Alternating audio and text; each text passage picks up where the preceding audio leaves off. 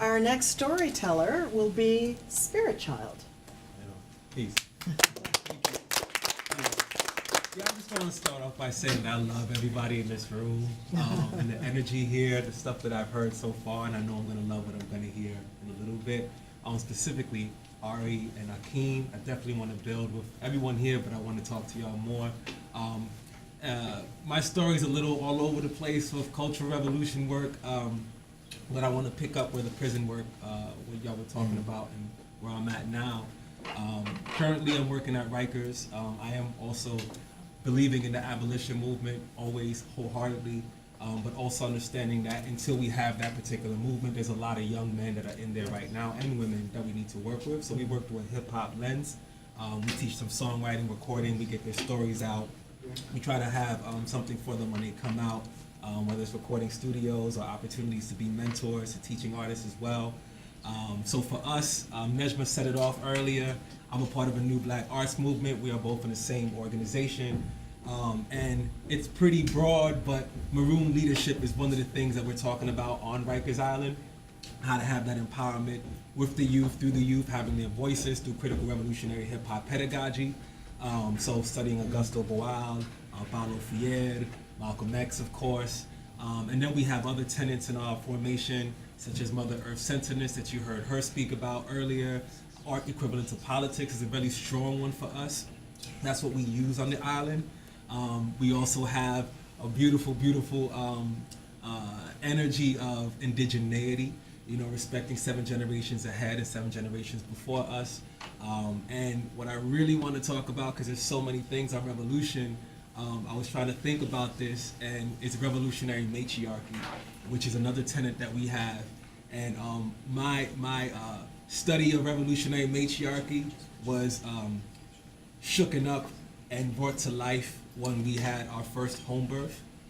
So while it's here, and it was really emotional, obviously, and taking it from having the home birth, having a doula, to moving over to not vaccinating our child, and understanding the politics, not just as a songwriter or an MC, the politics of food, the politics of birth. And then we have another little one who we had the privilege of having another home birth, and trying to advocate for that, and understanding our roots are not within this hospitalization, like mothers are not sick, making this known fact that men need to be re-socialized into being more nurturers. That's something that we also teach on the island, and I like the fact that you were talking about men crying, and also just creating and doing all the work that is called women's work, but also taking it to also our work as well. So we try to transcend that and make it more internal. So these are the type of elements that we bring together. A typical week would be working on Rikers on Monday and Fridays, and on Tuesday we may do, like we just did recently, a junior high school in the South Bronx from 6 to, actually it was a middle school, from 6th to 8th graders, teaching them about the prison industrial complex, knowing your rights, and having them write songs about it, and getting their stories, because everybody's been affected by it in some way or another. And then hopefully the real long-term goal is to develop revolutionaries and to take it to another step and have them organize in their communities. I also do cop watch, so we patrol in the streets as well. So there's a lot of things that we're doing, and I'm a touring artist, so internationally it wasn't enough for me to just do work locally in New York City. I'm mostly in Belgium, in Germany, and East Africa, and we take everything that we're learning here and that we're doing here, we share with communities over there, and we're doing prison work as well in Belgium and in Berlin. So we try to share the stories of the youth in the recording, so that they don't go for like on deaf ears.